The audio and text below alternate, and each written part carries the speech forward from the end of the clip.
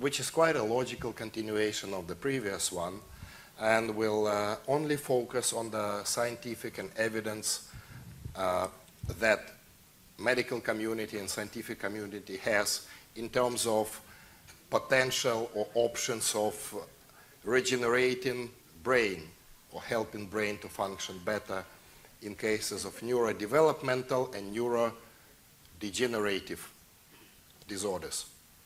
Of course, there's a disclaimer. By no means it's a medical advice, but if you need one, please feel free to contact our team if you need any help.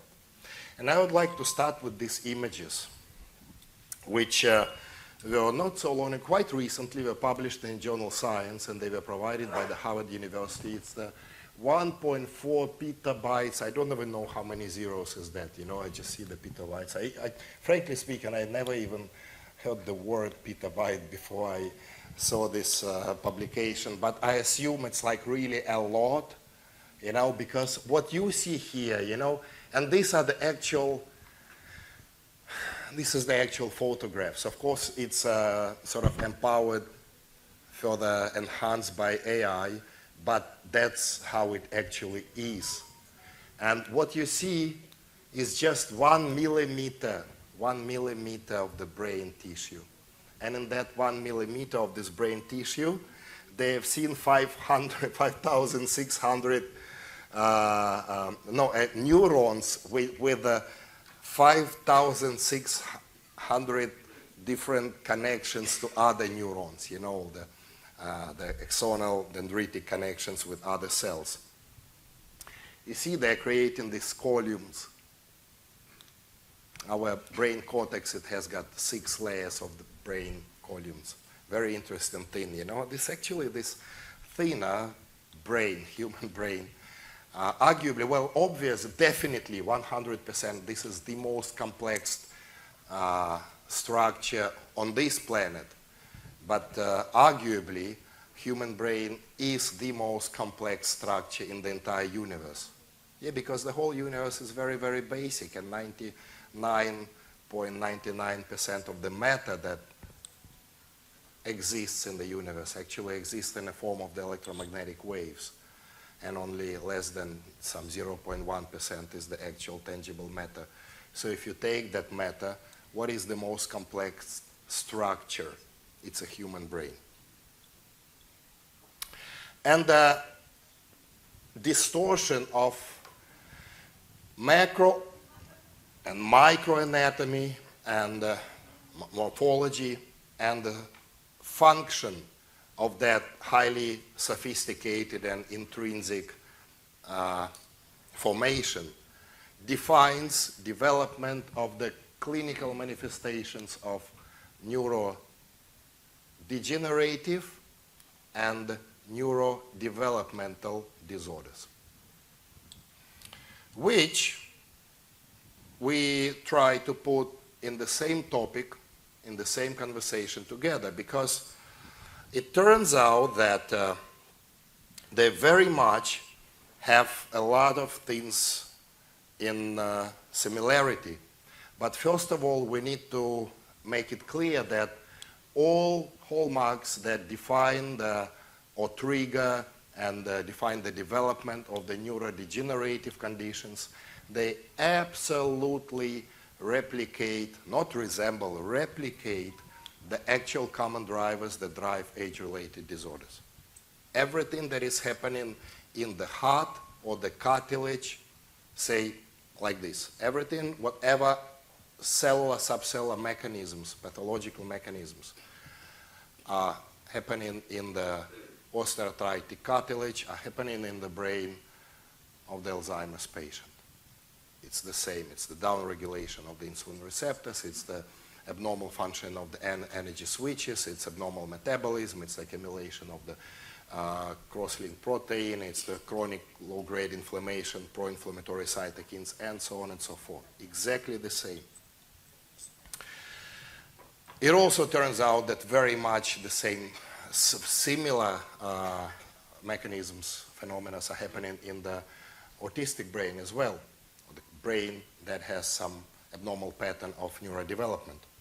And in clinical setting, we see this as a set of symptoms. It's either a persistent deficit in social communication and social interaction, or it's a specific or repetitive patterns of behavior, interests, and activities. So we can sort of create, and the third one is actually speech disorders. So we have 3 groups of symptoms. 3 groups of symptoms. And like everything in neurology, there is such a thing as a topical diagnosis.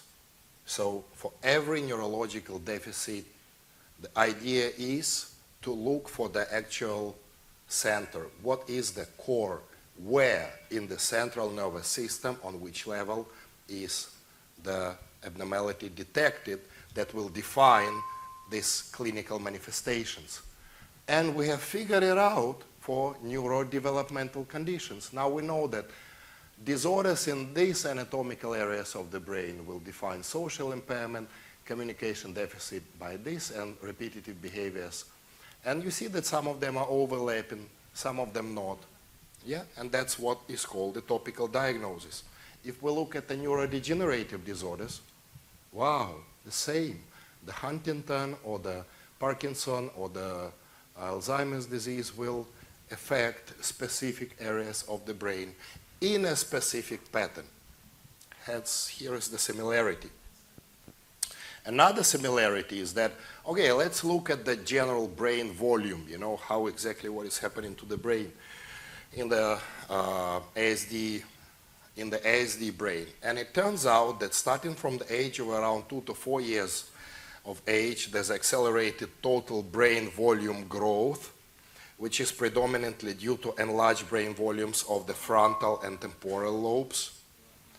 It's not just the growth, it's actually the accelerated expansion of the cortical surface area, the gray matter, but not, it's the expansion of the volume, but not the expansion of the thickness of the cortical layers. And the underlying white matter is sort of becoming stretched under this expanding cortex. And it also causes the impaired maturation of the white matter. And that does not continue indefinitely.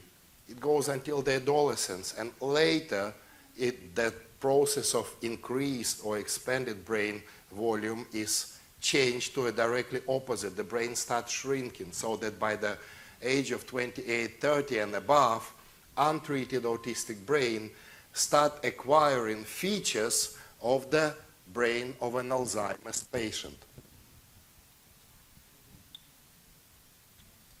It grows initially, it starts shrinking later. Shrinkage of the volume. The older patient becomes, the more it becomes like an Alzheimer's brain. Sad, right? Both hemispheres are affected, and the trajectories of the cortical thickness if you look at the long run, the lifelong of the ASD brain are exactly as in a neural degeneration. There's even specific morphological parallels with the specific neurodegenerative conditions, even the PTSD. For instance, the amygdala of the PTSD patient is about 2 to 3 times larger morphologically, even by size. Yeah, they've done this research on the patients from the veterans from the Gulf War. The Gulf War was not really a scary war, you know, that we're having now. But even during the Gulf War, American military personnel had already PTSD. And because American military medicine is extremely great, you know, they're taking great care of their veterans, well, at least they're supposed to. They've done that research, and because they just wanted to know what's happening in the PTSD brain. We know what's happening in the PTSD brain. Unfortunately, in the brain of the autistic individual, the amygdala is growing or resembling exactly the same pattern. And amygdala, those who like neuroscience, I would like to remind you, or for those who don't like neuroscience, I would like to also share this with you, that amygdala actually is it's an organ that is responsible for the primal fear. In other words, you know that when you meet a person who is smiling, yeah, and is very good to you, you think he's your friend, and then he will backstab you and betray you, and you learn the experience, right? You obtain the experience, you learn that, okay, this is a threat, this is a danger. But when a puppy or a baby or puppy antelope or a child sees a snake, first time in their life, they will have that sort of a natural reaction to back off, you know, that primal fear that has been already evolutionary incorporated in their mind. And the actual anatomical area that is responsible for that is amygdala. Okay? It's the same in reptiles. The same is in humans. It's about the same. I mean, there's not much of a difference actually, as it turns out, you know, between the reptiles and humans, even in terms of their social behavior. And then if we compare the autistic brain with the Alzheimer's brain, we can see that there's also accumulation of the beta amyloid plaque. What's happening in the Alzheimer's brain, the same is happening in the autistic brain. Again, this is not the cause of autism, and definitely we know now that the beta amyloid plaque is not the cause of the Alzheimer's. It was just a coincident finding in early 2000s when they examined the brain of the Alzheimer patients, and they found that beta amyloid plaque there. So they made a conclusion that, oh, this is the causation, the causating factor. Now we know that it's an absolute mistake. It's just a coincidental finding, and the actual cause of the Alzheimer's is downregulation of the insulin receptors in the neural cells. But the resemblance is there.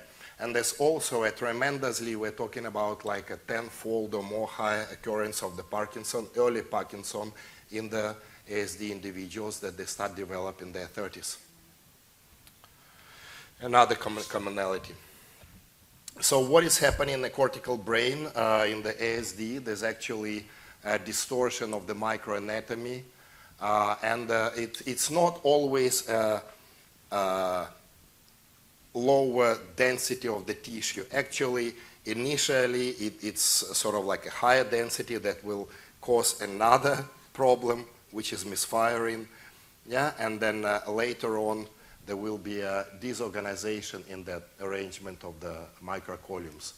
And I would like to remind you, this is the photo from that Howard, okay? So it's these microcolumns disorganized are causing the abnormal function of the brain. There is a present low-grade inflammation in the central nervous system of the ASD brain via the three mechanisms, the microglial and astrocytic activation, standard, and also applicable for neurodegenerative conditions. And we all heard about the other forms of toxicity, say the neurotoxicity with certain substances or the heavy metals. Well, it turns out that indeed we can argue on the mechanisms how it happens, whether it's a direct toxicity or it's an underlying genetically predisposed inability for the neural cells to self-clear them from the toxins. But what we know is that there is the mercury and aluminum signs of toxicity in the autistic brain. And if we look at the Egyptian study, we can see a direct correlation between the aluminum level and the IQ score in the ASD patients. It's published. And then there are metabolic disruptions also. And they are massive. The ASD brain has up to 500 times, can you imagine, the 500 times higher occurrence of mitochondrial disease in the entire population of the ASD brain. And up to 30%, those metabolic markers, they are present there, and a high number of those, a large number of the patients with the metabolic disruptions end up with seizures. So there's a correlation between the metabolic dysfunction of the neural cells, mitochondrial dysfunction, and seizures in those patients. And if we look at the biological or metabolic disruptions of the autistic neurodegenerative brain, we see the insulin, IGF resistance, reduced PI3K signaling, hyperactivation of the mTOR, reduced autophagy, and mitochondrial dysfunction, underlying obesity, and decreased ghrelin. There's actually a few studies. There's one particular article that it's like a meta-analysis, and it's an evolutionary. It's not only describing the mechanisms, pathways that are happening in every individual, but they look at the generational decline and all. And the main objective of that article can be put in just one simple sentence.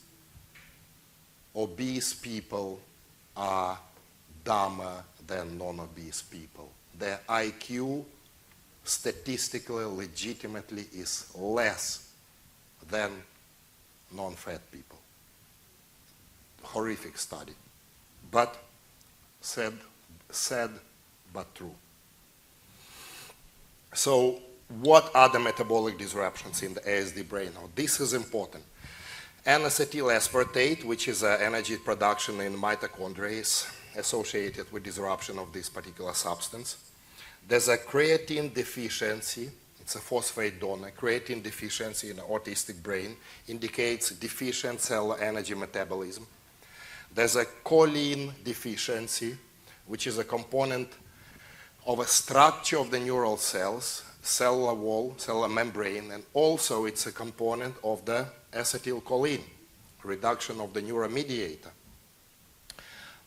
And also there is a reduction, or rather not only low concentration, but downregulation of the GABA receptors.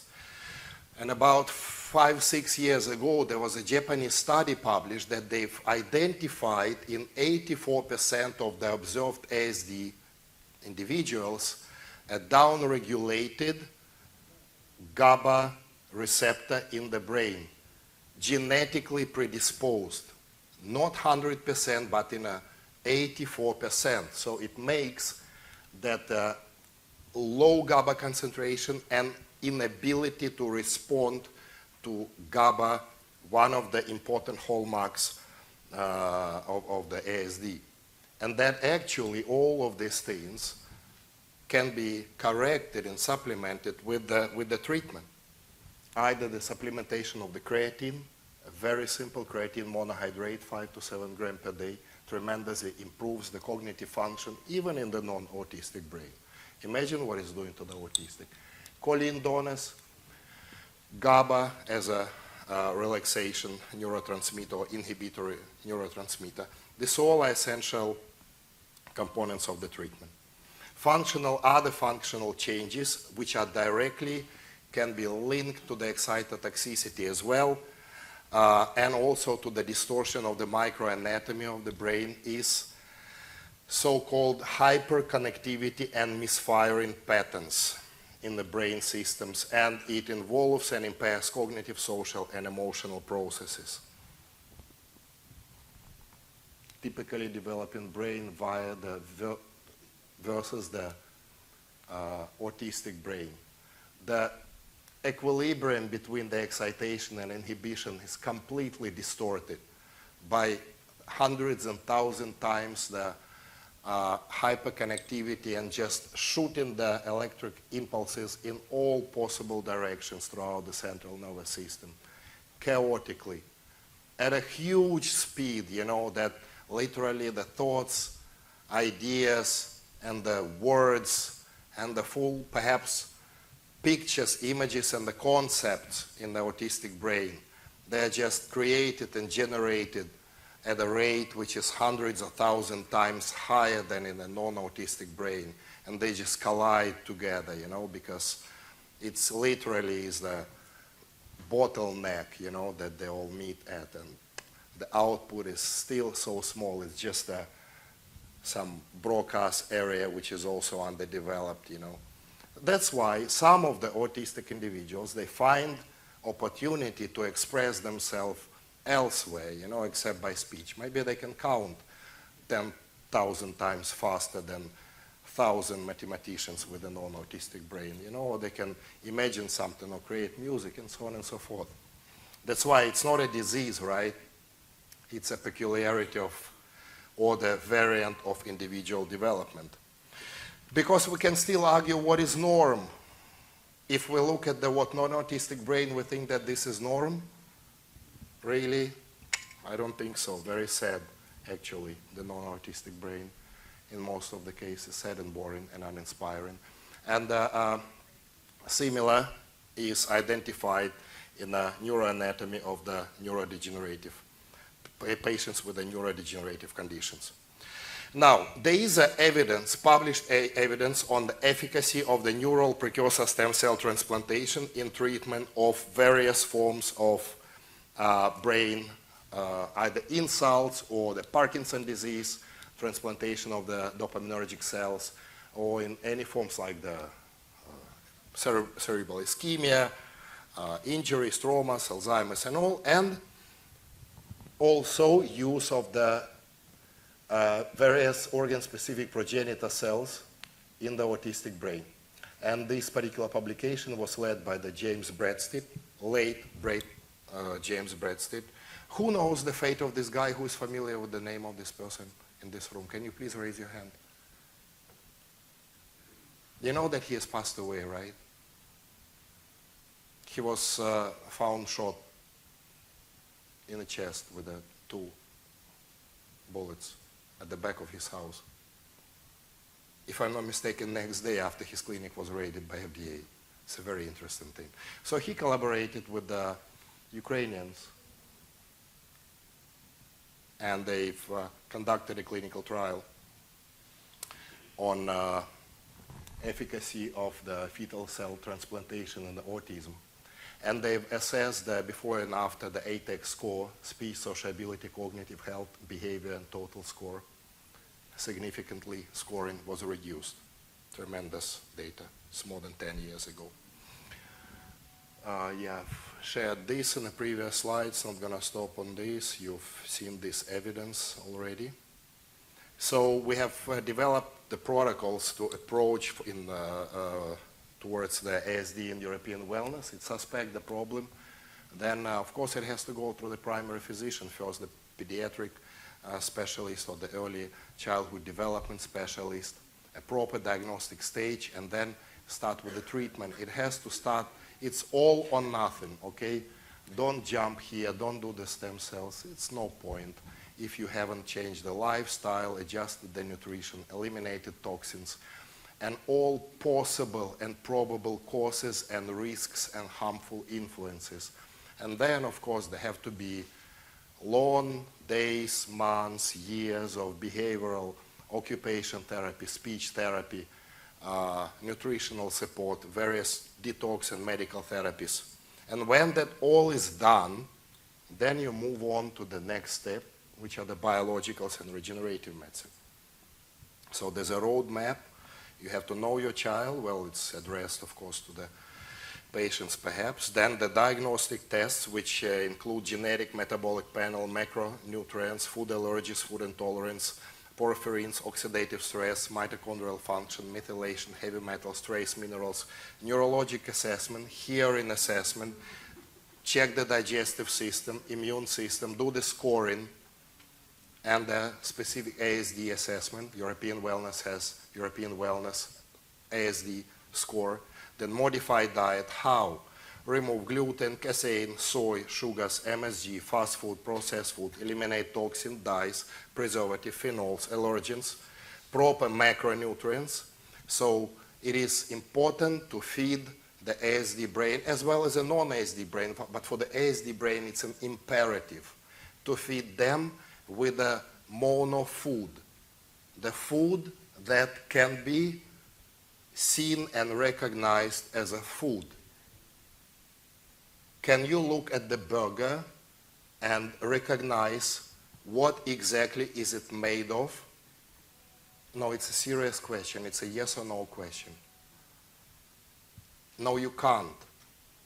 You actually cannot even look at the mashed potato or the coleslaw salad, and you can't identify specific ingredients, and that is very important. It means that you have to take a specific product, minimally cook it, and serve it in a way that it can be recognized. Yeah, it's a piece of a broccoli. Okay, we cut the piece of a broccoli, but it's still a broccoli.